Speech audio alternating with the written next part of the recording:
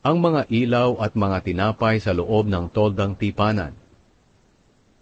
24 na kabanata. Sinabi ng Panginoon kay Moises na iutos ito sa mga Israelita. Magdala kayo ng purong langis mula sa pinigang ulibo para sa ilaw na nasa labas ng kwarto, kung saan nakalagay ang kahon ng kasunduan doon sa toldang tipanan, para patuloy itong magningas sa presensya ng Panginoon. Sisindihan ito ni Aaron tuwing takipsilin, at patuloy na pagniningasin hanggang sa umaga. Dapat tiyakin na laging nagniningas ang mga ilaw sa patungang ginto nito. Dapat ninyong sundin ang tuntuning ito, kayo at ng susunod pang mga henerasyon. Ang mga tinapay na inihahandog sa presensya ng Diyos. Magluto kayo ng 12 pirasong tinapay, na ang bawat isa ay gawa sa 4 kilo ng magandang klaseng harina. Pagkatapos ilagay ninyo ito sa mesang ginto sa presensya ng Panginoon. Ihanay ninyo ito ng 2 hanay, 6 ang bawat hanay. Lagyan ninyo ng purong insenso ang gilid ng bawat hanay.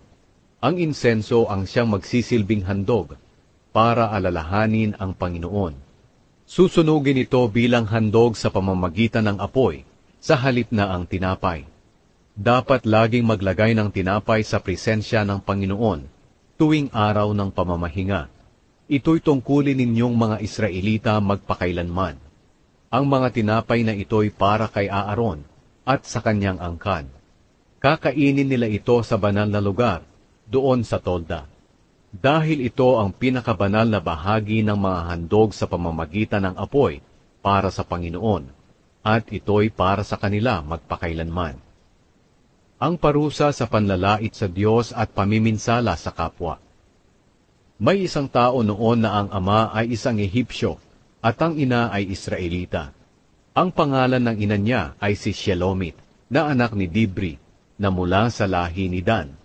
Siya'y nakipag-away sa isang Israelita roon sa kampo, at nilapastangan niya ang pangalan ng Panginoon. Kaya dinala nila siya kay Moises, at ikinulong nila siya hanggang sa malaman nila kung ano ang kalooban ng Panginoon na gawin sa kanya.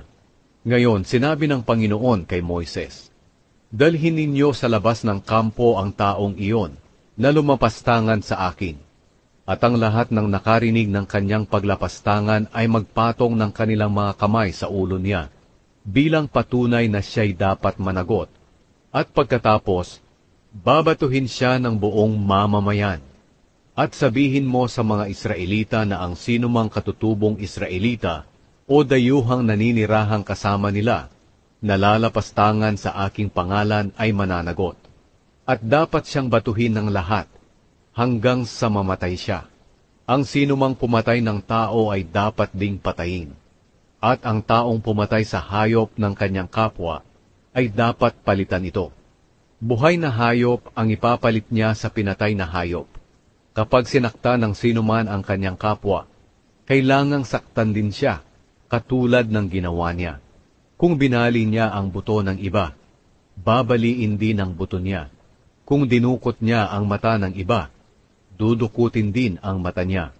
At kung binungi niya ang ngipin ng iba, bubungiin din ang ngipin niya. Ang sinumang makapatay ng hayop ng iba, ay dapat niya itong palitan.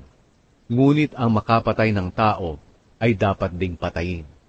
Ang mga utos na ito'y para sa inyong lahat, katutubong Israelita man o dayuhan.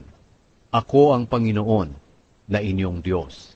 Pagkatapos itong sabihin ni Moises sa mga Israelita, dinala nila ang taong iyon na lumapastangan sa Diyos doon sa labas ng kampo at binato, ayon sa iniutos ng Panginoon kay Moises.